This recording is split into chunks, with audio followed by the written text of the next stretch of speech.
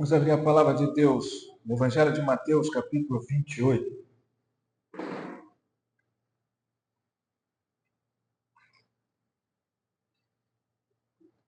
Evangelho de Mateus, capítulo 28. Diz assim a palavra de Deus. No findar do sábado, ao entrar o primeiro dia da semana, Maria Madalena e a outra Maria foram ver o sepulcro. E eis que houve um grande terremoto, porque um anjo do Senhor desceu do céu, chegou-se, removeu a pedra e assentou-se sobre ela. O seu aspecto era como um relâmpago e a sua veste alva como a neve. E os guardas tremeram espavoridos e ficaram como se estivessem mortos. Mas o anjo, dirigindo-se às mulheres, disse: Não temais, porque sei que buscais Jesus que foi crucificado. Ele não está aqui. Ressuscitou, como tinha dito. Vinde ver onde ele jazia. Ide, pois, depressa e dizei aos seus discípulos que ele ressuscitou dos mortos e vai adiante de vós para a Galiléia. Ali o vereis. É como vos digo. E retirando-se elas apressadamente do sepulcro, tomadas de medo e grande alegria, correram a anunciá-lo aos discípulos. E eis que Jesus veio ao encontro delas e disse: Salve! E elas, aproximando-se, abraçaram-lhe os pés e o adoraram. Então Jesus lhes disse: Não temais, ide avisar a meus irmãos que se dirijam a Galiléia e lá me verão. E indo elas, eis que alguns da guarda foram à cidade e contaram aos principais sacerdotes tudo o que sucedeu. Reunindo-se eles em conselho com os anciãos, deram grande soma de dinheiro aos soldados, recomendando-lhes que dissessem: Vieram de noite os discípulos dele e o roubaram enquanto dormíamos. Caso isso chegue ao conhecimento do governador, nós o persuadiremos e vos poremos em segurança. Eles, recebendo o dinheiro, fizeram como estavam instruídos. Esta versão divulgou-se entre os judeus até ao dia de hoje. Amém? Vamos orar. Ó Deus, obrigado pela leitura da tua palavra, pela liberdade que temos de ouvi-la, de acessar a ela. Obrigado, Senhor, pela oportunidade que temos de sermos alimentados, iluminados em nossa mente, alimentando o nosso espírito pela tua palavra, pelo teu evangelho, para que sejamos fortalecidos e capacitados a cumprir o chamado que o Senhor deu a cada um de nós. Fala, Senhor, fala conosco, precisamos ouvir a tua voz. Em nome de Jesus. Amém.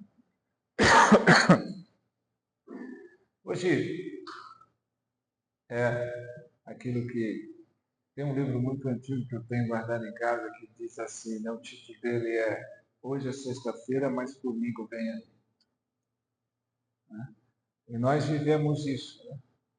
A sexta-feira já foi,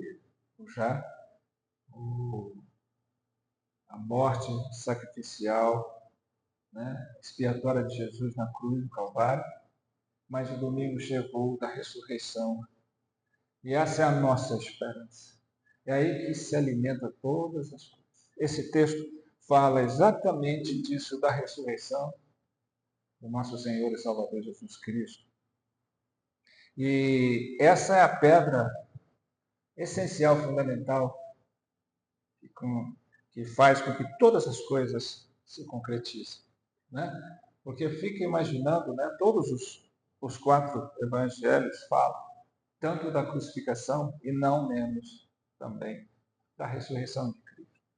Porque se houvesse só a morte sacrificial de Cristo sem a ressurreição, nada teria sentido e valor. Imagine se Jesus ficasse no sepulcro e não ressuscitasse. Ou seja, nós nunca teríamos a certeza de que a dívida foi paga. Nós não teríamos a esperança de saber que nós, assim como ele ressuscitou e venceu o último dos inimigos, a morte, nós também não venceríamos. Então, a ressurreição é que traz essa certeza, essa segurança, essa esperança viva em Cristo Jesus, que nem a morte pôde detê-lo, e que se ele venceu a morte por nós, né, nós temos nele a garantia da vida eterna.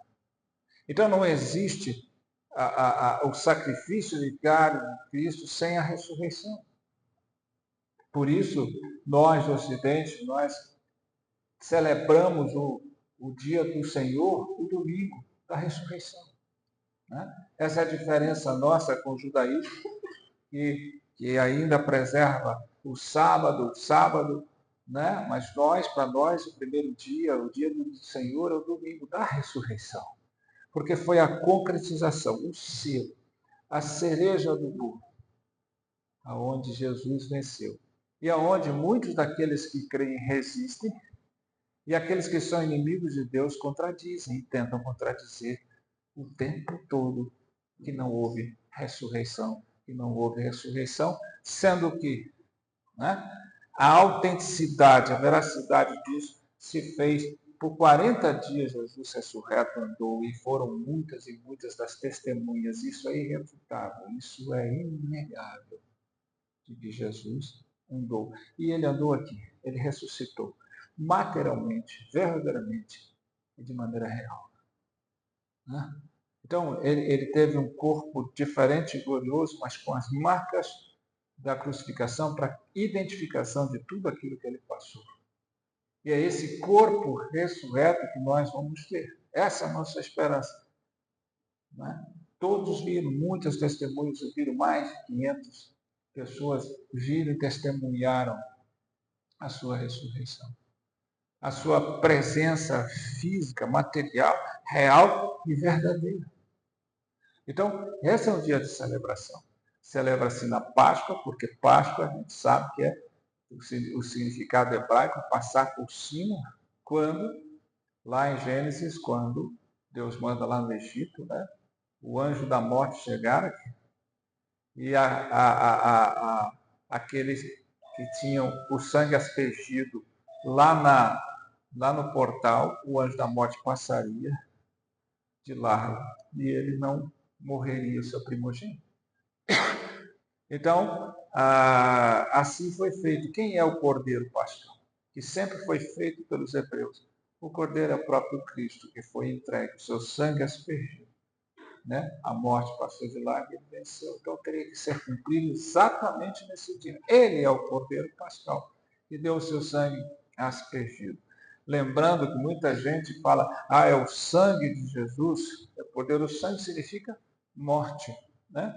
Porque senão bastaria um pingo do sangue para a coisa, não precisaria derramar o sangue. Então, a morte de Cristo e a ressurreição dele cumpriu todas essas coisas. E hoje, o véu que nos separava, não separa mais. Nós temos livre acesso ao Senhor. O nosso Deus é vivo e o nosso Deus venceu a morte. Quando a gente olha para esse texto, algumas coisas precisam ser muito bem repensadas, relembradas. Né? A primeira coisa foi a glória como Jesus ressuscitou. Né? Aqui dizem, né, diz aqui, e eis que houve um grande terremoto, porque um anjo do Senhor desceu do céu, chegou-se, removeu a pedra e assentou-se sobre ela. Né? É claro que Jesus não precisaria de um anjo para ressuscitar. Jesus não precisaria de um anjo para abrir a terra. Isso não quer dizer que Jesus precisa dos anjos, mas os anjos do céu. O que destaca aqui é a glória do Senhor, né? Sinais, maravilhas, como foi o nascimento de tudo aquilo que compõe Jesus. Né? O anjo desceu, a pedra foi movida. Jesus não está mais no sepulcro. Esses sinais e maravilhas que acompanharam, né, a ressurreição também de Cristo, a glória do Senhor. Né? Nada que vem do Senhor pode ser simples, comum. Né? Tem que ser algo sobrenatural, glorioso, porque dele é toda a glória. Agora, nós, muitas vezes, né, não damos essa importância, essa glória ao Senhor, e glória à sua ressurreição, a importância. Né? Nós se todos nós, na maioria, ou a grande maioria de nós, ficamos sempre indagando na vida. Né? Quando é que nós vamos morrer? A gente fica sempre preocupado. Quando é que a gente vai morrer? Com a morte. A gente fica sempre preocupado com a maneira, né, que nós vamos morrer. Sempre a preocupação é que morra, mas sem sofrer, sem isso, sem aquilo. A gente fica preocupado, muitas vezes, onde nós vamos ser sepultados. Quanto disso passa pela a cabeça de nós, o coração, a mente de todos nós? Como nós vamos ser sepultados? Como será o nosso velório? Quantos de nós não ficam preocupados com isso? E isso são questões menores.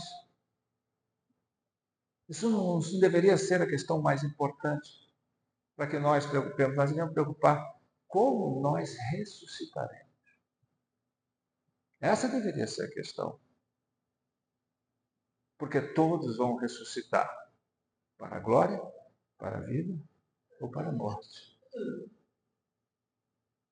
Como nós vamos ressuscitar em glória com o Senhor? Como nós vamos ressuscitar? Essa deveria ser a nossa questão. Essa deveria ser o nosso questionamento. Porque essa é a parte mais importante de todas. Não é como morreremos, mas como ressuscitaremos. É claro que é muito melhor pensar que quando chegar esse dia, quanto menos sofrimento, quanto menos abuso, quanto menos isso, é claro, né, que passa por nós, mas deveria sempre estar em nosso pensamento como ressuscitaremos. Em glória, para a vida ou para a morte. Essa deveria ser a pergunta da nossa vida. Não adianta só ficar celebrando a ressurreição de Cristo sem pensar na sua própria. Porque a ressurreição de Cristo deu vitória a nós, deu esperança viva, para que aqueles que creem de fato nele também alcancem um corpo glorioso, ressuscite no último dia, quando o Senhor voltar. Mas quantos pensam nisso? Né? Então Jesus teve os sinais e maravilhas para mostrar a glória da sua ressurreição e para nos dar esse ponto de interrogação. Como eu quero ressuscitar? Porque ele deu essa vitória a todos nós. Foi aí que ele venceu. No mundo tereis aflições. Não importa o quanto você vai sofrer, quanto você vai perder, o quantas coisas podem te acontecer. Tem de bom ânimo, porque eu venci. Não? Outra coisa importante que nós não podemos deixar de salientar. É engraçado porque nesse momento todos fazem um glamour da ressurreição e não param para refletir sobre ela. Outra coisa importante aqui é o terror dos inimigos de Cristo pela ressurreição. O período da ressurreição. Aqui a Bíblia diz aqui, né? E os guardas tremeram, espavoridos e ficaram como se estivessem mortos.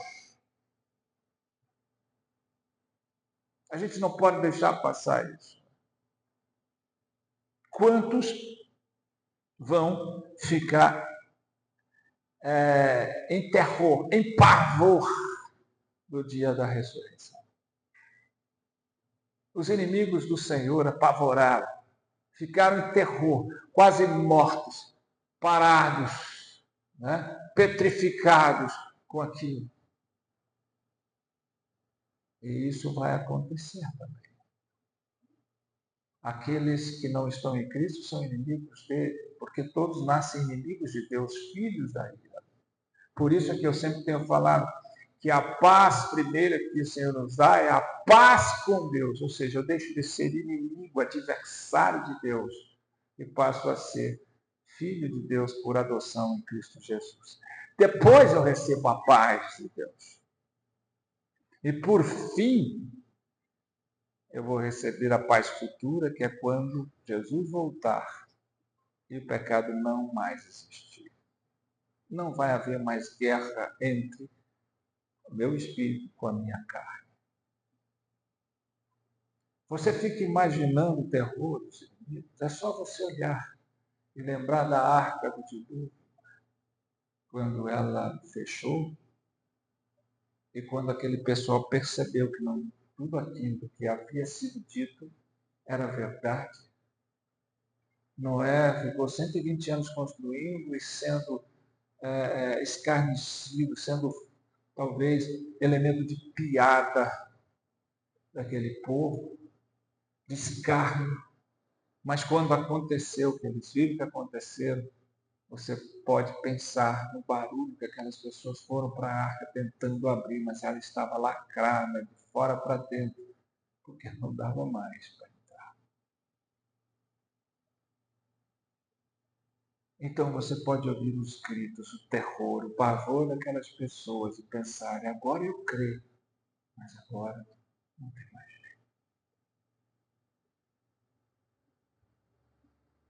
Na arca da salvação do Senhor para nós, né? No dia em que Ele voltar, nós estaremos dentro, mas muitos vão estar gritando do lado de fora.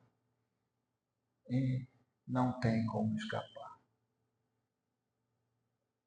Não tem como escapar e se refutar disso. Então, também esse texto mostra que tanto houve terror quando Jesus ressuscitou, quanto haverá terror, pavor, que vão estar verdadeiramente como mortos quando Jesus voltar e nós fomos ressuscitados com Ele para a glória. E aqueles que não vão temerão e entrarão num estado terrível de terror. Outra coisa que também não pode deixar de falar é o conforto, o consolo, o refrigério que dá para aqueles que são de fato amigos de Deus, aqueles que estão em Cristo. Porque veja o que o anjo disse, né? Mas o anjo, dirigindo-se às mulheres, disse: não temais, porque sei que buscais Jesus que foi crucificado. Ele não está aqui, ressuscitou como tinha dito. Olha o conforto, da mesma forma que é terror a ressurreição para aqueles que são adversários de Deus, para aqueles que não estão em Cristo. É motivo de conforto e consolo, porque se cumpriu tudo aquilo que Jesus tinha dito. E se ele ressuscitou, ele disse que todos nós ressuscitaríamos da mesma forma como ele foi, nós vimos ir, nós o veremos voltar. E que da mesma forma que ele teve o corpo, nós também teremos. A Bíblia afirma isso, né? Que Jesus morreu por nós antes que ressuscitou. Assim diz Romanos capítulo 8, diz lá em 1 João capítulo 3. Então, que conforto é esse? Que força maravilhosa é essa? Saber que o nosso Senhor ressuscitou. Que Ele não está fechado, lacrado em um túmulo.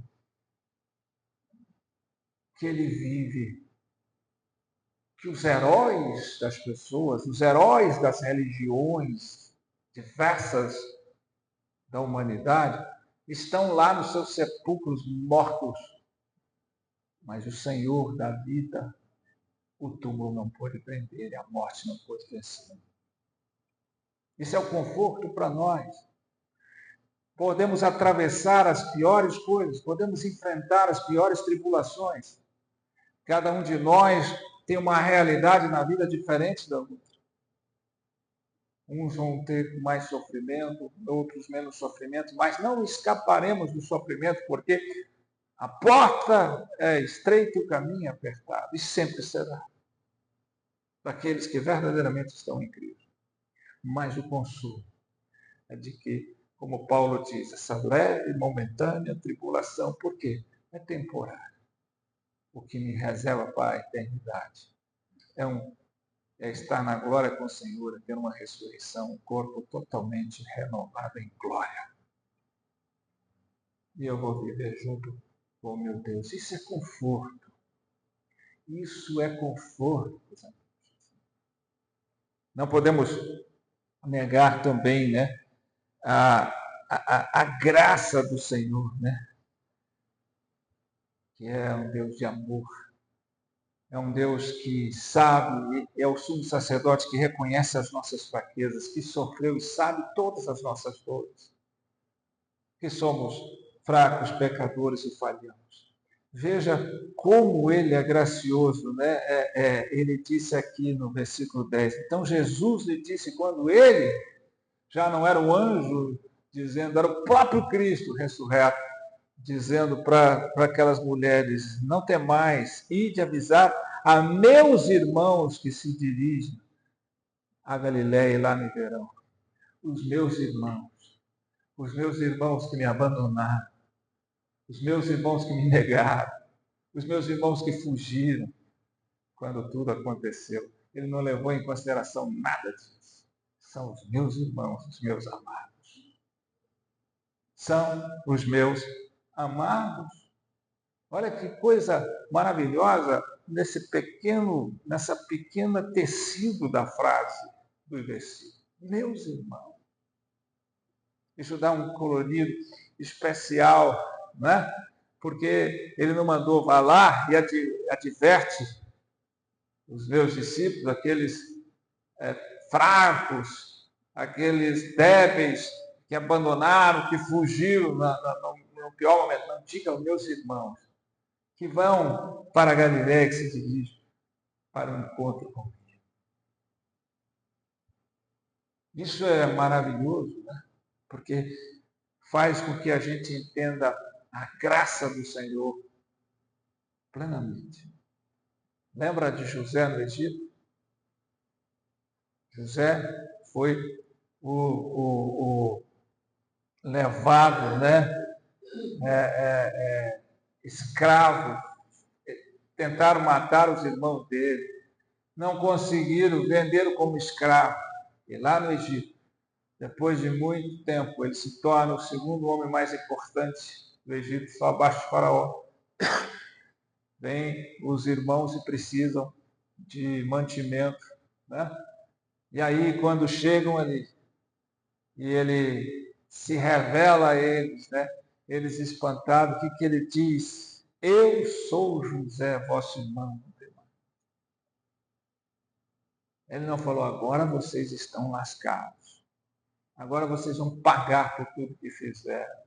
Agora vocês vão sofrer pelas suas fraquezas e pelos seus erros. Não, ele disse, eu sou José, vosso irmão.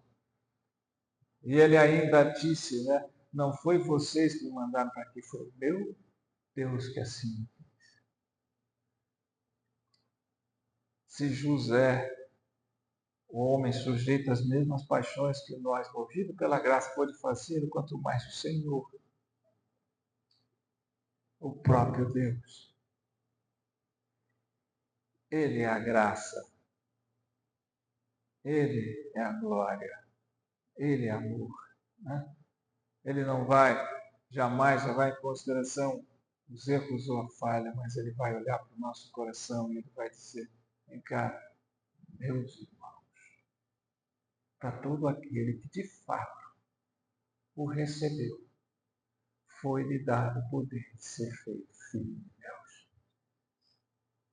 Mas não adianta para aquele que só fala de Jesus, admira Jesus. O Evangelho não foi feito para ser admirado. O Evangelho foi feito para ser vivido. Não adianta você admirar Cristo. Não adianta você admirar o Evangelho. Não adianta você achar lindo e maravilhoso. Você precisa vivê-lo, praticá-lo. Não adianta você dizer que Jesus é o Filho de Deus. Você precisa reconhecê-lo. Você precisa conhecê-lo. você precisa de fato se entregar. Então, você não é irmão de Cristo, nem filho de Deus, porque você quer. Se você ama as trevas, você não é. Mas se você o é, volte para o seu pai, volte para o seu irmão e sinta que no último dia ele vai dizer: vinde bendito do meu Pai, vinde meus irmãos, para o encontro maravilhoso que está reservado para todos aqueles que me receberam. Né? E por último, não diferente disso, né? Lembrar, né, da tentativa contínua dos inimigos de Deus de desvalorizar e contradizer a ressurreição de Cristo. Né? Veja que eles disseram, né, recomendando-lhes que dissessem: vieram de noite os discípulos deles e o roubaram enquanto dormíamos. E a Bíblia termina dizendo: essa versão divulgou-se entre os judeus até o dia de hoje. Basta você divulgar uma mentira e fazer com que aquela mentira... Nós vemos isso muito na sociedade. Diga mentiras até que eles comecem a acreditar que é verdade. Sempre vão tentar contradizer a ressurreição de Cristo, sendo que ela é irrefutável, inegável. Jesus não ressuscitou e deixou apenas que os anjos o vissem. Jesus ressuscitou e muitos foram as suas testemunhas. Muitos foram a sua testemunha. Então, tantos são aqueles que tentam desvalorizar, contradizer e negar a ressurreição de Cristo e fazer com que você não crê. Por quê? Porque, de fato, se você crê que aconteceu aquilo, tudo que o mundo diz entra em colapso. E realmente a verdade prevalecerá. E não é isso que o mundo quer, nem o inimigo quer. É chamado de pai da mentira. E muitos vão viver essa mentira, esse engano, esse engodo, e vão dizer: não sei se é isso, não sei, não vi, não sei, dizem que é, não sei o quê. A verdade está implícita e explícita na palavra de Deus. Ela é nossa regra de fé e prática. Diz com todos os seus detalhes e pormenores o que aconteceu. Todos os 4 evangelistas tanto falam da morte e crucificação de Cristo quanto da sua ressurreição. Não é apenas um detalhe, é a obra consumada. Então nós precisamos mesmo atentar para isso, né? Entendendo a glória da ressurreição, entendendo a importância que tem para nós, como vamos ressurgir, entendendo a tristeza e o terror daqueles que não estão em Cristo no dia da ressurreição, entendendo o consolo e o conforto daqueles que estão em Cristo no dia da ressurreição, porque podemos passar o que for, mas está reservado na glória um lugar na casa do Pai. E eu vou ressuscitar em glória, né? Podemos entender a graciosidade de Jesus, porque tem muita gente que fica na dúvida, na incerteza, quando deveria ter certeza pelo coração, pelo ato, porque não é uma coisa difícil de se constatar quando você tem a fé em Cristo, quando você tem o coração de Cristo. Aquele que está eleito, aquele que está em Cristo, ele pode cair, mas não no mar, só no convés. E o Senhor o levantará. O cair é do homem, mas levantar é de Deus. E por que ele não vai cair? Porque existe aquilo que contradiz mais a teologia de muitos. Eu não quero entrar em contradição, em confronto com isso, melhor dizendo, porque sei que tem muitos que buscam afirmação de que alguém pode cair da graça. Né? Mas aqui no último, nós provamos aqui quando Jesus diga para os meus irmãos, eles poderiam dizer, eles não vão ser ressuscitados, não, porque eles abandonaram Jesus. Né? E não foi assim. Eles voltaram. E Jesus os trouxe. Por quê? É o que a gente chama de perseverança dos santos. Né? Nós temos um sumo sacerdote que vive e intercede por nós. E nunca nos deixarão perder, porque Jesus disse, todo aquele que o Senhor me deu, eu não vou perder nenhum. Nós não mantemos em Cristo por nós mesmos. Nós nos mantemos em Cristo porque o Senhor persevera por nós. Essa perseverança não está em mim, essa perseverança está no fato de que o Senhor jamais vai me deixar cair no mar esquecido. Alguns caem porque nunca foram, mas aquele que foi, jamais cairá. Quando o apóstolo João diz lá na sua carta, diz, eles saíram porque nunca foram os nossos. Então tem gente que nunca foi pensando que é. O consolo é para aqueles que são e não acham que são. Então nós precisamos ter essa certeza no coração. Não com prepotência, mas com a humildade de saber que eu estou, porque tem um Deus que vive e intercede por mim, para que eu possa chegar ao fim. Porque a própria palavra de Deus diz, Ele é poderoso para completar a obra que Ele iniciou. Então, Ele termina a sua obra. Então, a gente precisa entender isso. Não basta celebrar a ressurreição de Cristo. Não basta abrir formas e juntar com as famílias e apenas trocar os chocolates. Basta saber que a alegria da ressurreição é trazida aos corações daqueles que estão em Cristo, mas é trazida também uma advertência para aqueles que não estão. E também de que nós precisamos saber. E toda a nossa preocupação em relação à morte é secundária. Que a nossa preocupação maior é como nós vamos ressurgir. Amém? Vamos ficar em pé, vamos orar, Senhor.